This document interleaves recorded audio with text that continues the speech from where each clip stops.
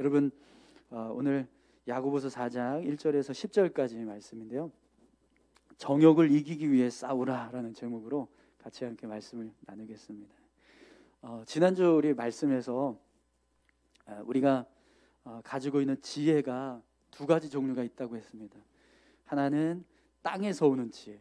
땅에서 오는 지혜는 정욕에서 오고 또 사탄에게서 오는 지혜라고 했습니다. 또 하나는 하늘에서 오는 지혜가 있다라고 했죠.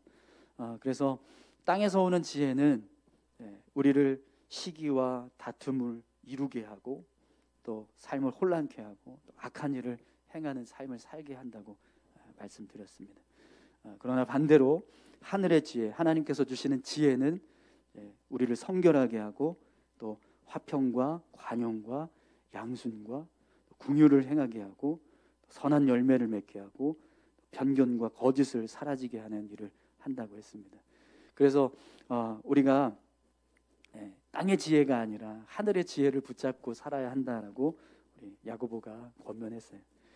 그리고 그것이 하늘의 지혜를 가지고 삶을 살아가는 자가 믿음의 삶을 살아가는 믿음 있는 자의 모습이다라고 그렇게 말씀을 드렸습니다. 그런데 여러분, 우리가 하나님의 지혜를 붙잡고 또 믿음의 삶을 살아갈 때 방해가 되는 걸림돌이 하나 있습니다. 그게 뭐냐면 정욕입니다. 정욕. 오늘 본문 말씀을 보면 야고보는요, 우리가 정욕 때문에 믿음의 삶을 온전하게 살아가지 못한다라고 그렇게 말씀해요. 여러분 1절 말씀을 한번 보세요.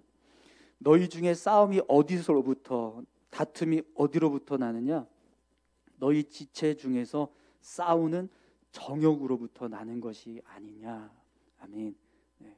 야고보가 우리에게 누군가와 싸우고 있고 다투고 있을 때 그 원인이 정욕 때문이다라고 말합니다. 정욕이 없으면 우리가 누군가와 다투거나 싸우지 않는데 이 정욕이 우리 안에 있어서 우리가 다투게 되고 싸우게 되는 일이 일어난다는 거죠. 내가 누군가와 막 싸우고 있는 거예요. 막 다투고 있는 겁니다. 그러면 그 다투고 있을 때 나의 중심을 보면 정욕이 있다는 겁니다. 그래서 여러분 정욕은요, 우리를 하나님의 사람으로 살지 못하게 하는 결정적인 걸림돌이 돼요. 오늘 본문 말씀을 보면 야고보는요, 정욕 때문에 일어나는 죄된 모습에 대해서 설명을 하고 있어요. 여러분 정욕이 우리 안에서 어떤 일을 하는지 한번 보십시오. 우리 2절 3절 말씀 보겠습니다.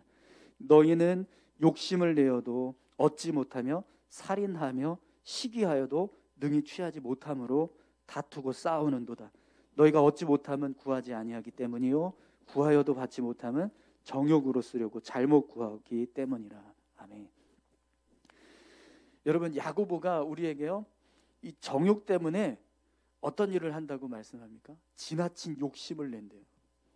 그래서 이 지나친 욕심을 내다 보니까 결국에는 어떤 일을 하게 되냐면 사람을 해치는 일까지 하게 되고 또 다른 사람과 싸우고 다투는 일을 하게 만든다라는 겁니다. 여러분 우리가 삶을 살아갈 때 분명히 필요한 것들이 있습니다. 그죠? 삶을 유지하기 위해서는 돈도 필요하고 또 옷도 필요하고 또 먹을 음식도 필요하고 또 우리가 삶을 살아가는 데 있어서 안식을 누릴 수 있는 집도 필요합니다. 이런 필요들이 있어요.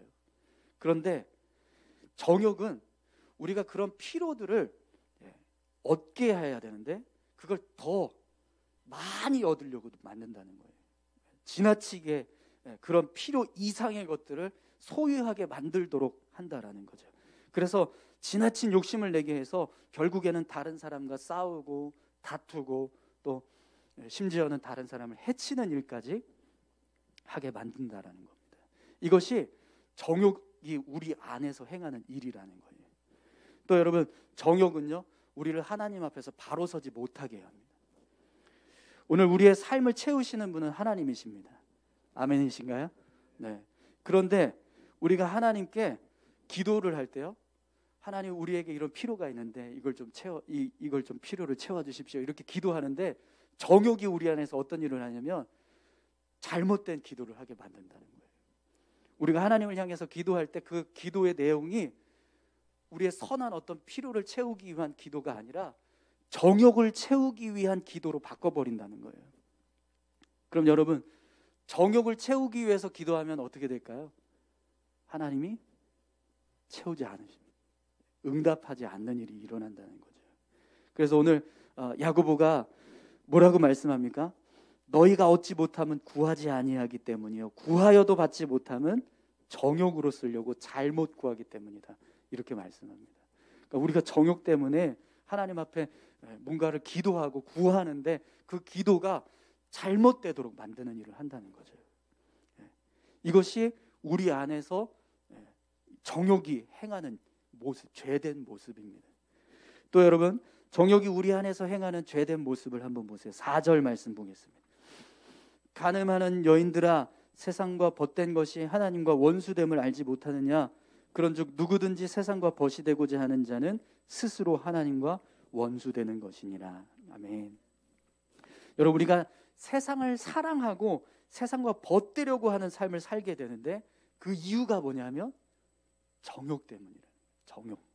우리 안에 있는 정욕이 우리를 자꾸 세상을 사랑하게 만들고 세상과 친구 삼게 하려고 그렇게 우리를 이끌어 간다라고 말합니다. 여러분, 오늘 본문에 보면 간음하는 여인들아라는 표현이 나오잖아요. 이 표현은요, 실제로 어떤 남편이 있는 여자가 다른 남자와 어떤 행음하는 그런 여인의 모습을 이야기하는 게 아니고요, 이걸 정욕이 가득 차서 죄된 삶을 살고 있는 사람을 빗대어서 지금 표현하고 있는 거예요. 정욕이 가득한 사람은요, 어떻게 해서든지 삶을 살아가는데 세상과 친구 되려고 하는 그런 삶을 살게 된다는 거죠. 세상을 즐거워하고 세상의 유익을 쫓아서 살아가고 세상의 가치를 붙잡으면서 살아가게 만든다는 겁니다. 그것이 바로 정욕이 하는 일이라는 거예요. 근데 여러분, 이렇게 세상과 벗된 삶을 살면 결국에는 어떤 결과가 일어납니까? 오늘 야고보가 뭐라고 말씀하고 있죠? 하나님과 원수된다. 정욕이 우리 안에서 하는 일이 바로 하나님과 원수되게끔 만든다는 겁니다. 여러분, 정욕은요, 이렇게 우리의 삶을 무너지게 합니다. 그럼 여러분, 이 정욕이라는 게 뭘까요? 어떤 게 정욕일까요? 오늘 본문에 보면은 이 정욕이라고 하는 단어를요, 헤도네라고 하는 헬라어를 쓰고 있습니다. 이 헤도네라고 하는 단어가 기쁘다라는 뜻이거든요. 기쁘다. 그런데 뭘 위해서 기쁨을 추구하냐면 육체의 정욕, 인간의 욕망을 채우기 위한 그런 마음을 기뻐하는 기쁨입니다. 그래서 이걸 정욕이라고 이야기해요. 우리 안에 있는 정욕이 뭐냐면 자꾸만 계속해서 우리가 인간적인 욕망을 채우려고 하고 어떤 육체의 즐거움을 따라가려고 만드는 그런 마음이 우리 안에 계속해서 끊임없이 나온다는 거예요. 이걸 다른 말로 하면 쾌락이라고 말합니다. 그래서 정욕을 쾌락이라고 이야기해요. 그럼 여러분, 한번 생각해 보십시오. 지금까지 앞에서 설명드렸던 정욕 때문에 일어나는 어떤 죄된 모습들, 누군가와 다투게 되고 또 누군가를 막 해치게 되고 또 하나님 앞에서 내가 어떤 잘못된 어떤 구하는 모습, 하나님 앞에 바로 서지 못하게 되고 또 세상과 벗되게 하고 세상을 쫓아서 살아가게 만드는 이런 정욕이 하는 죄된 모습, 이 모습은 오늘 우리와는 상관없는 모습입니다. 오늘 야고보가 설명하고 있는 이 정욕으로 인해서 벌어지는 이 죄의 모습들이 우리의 삶하고는 어떤 모습이십니까? 우리의 모습과는 전혀 상관없이 그냥 정욕의 삶을 사는 사람들이 저렇게 사는구나, 여러분 이렇게 살아가고 계십니까? 아니면 내가 지금 삶을 살아가고 있는 삶 속에도 이런 정욕 때문에 벌어지는 그런 죄된 모습이 있나요? 여러분 어떠세요?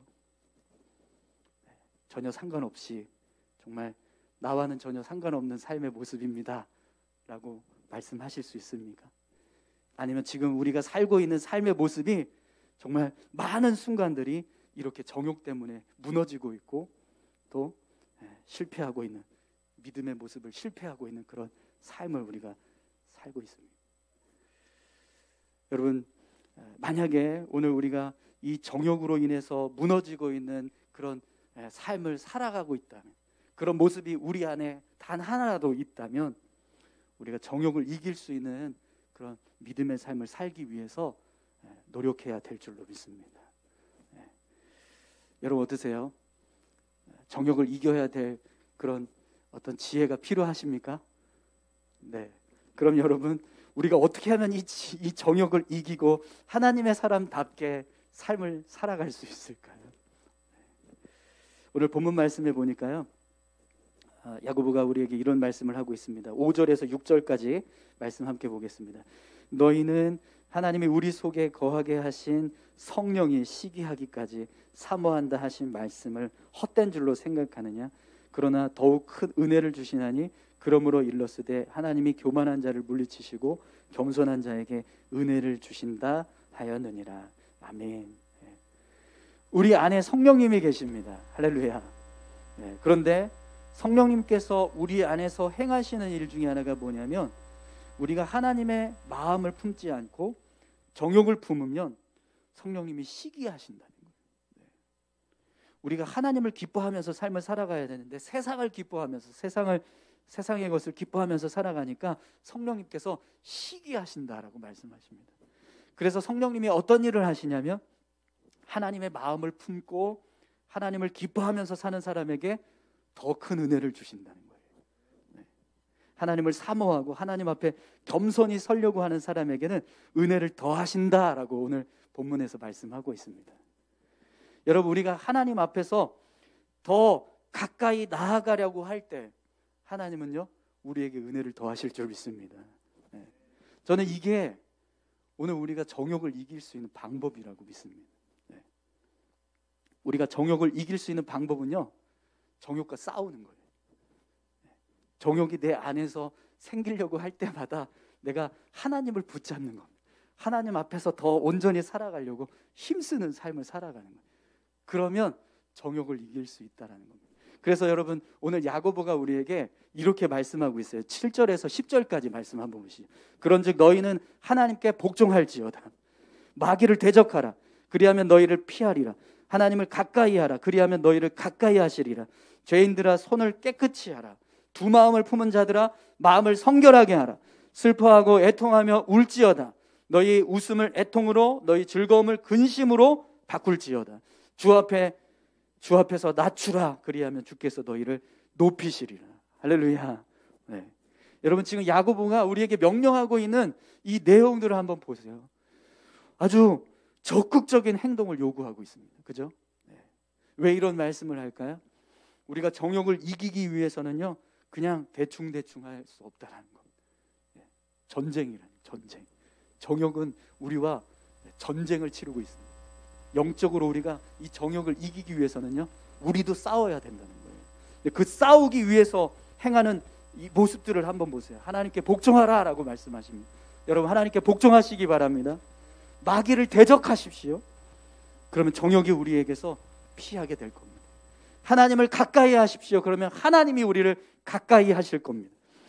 죄인들아, 손을 깨끗이 하라고 말씀합니다. 여러분, 우리 안에 있는 죄된 모습들을 늘 주님 앞에서 회개하고 정결함을 구하는 그런 삶을 살아가시기 바랍니다. 우리 안에 두 마음을 품은 마음이 있다면 마음을 성결하게 하십시오. 한 마음, 주님의 마음이 내 안에 임하게 해달라.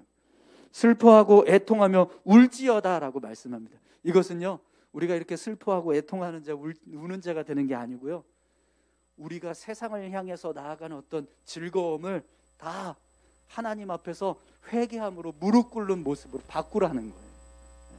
세상을 향해서 즐겁게 웃으면서 나아가지 말고 하나님 앞에서 울면서 나의 죄를 자복하는 모습으로 바꾸라는 거예요.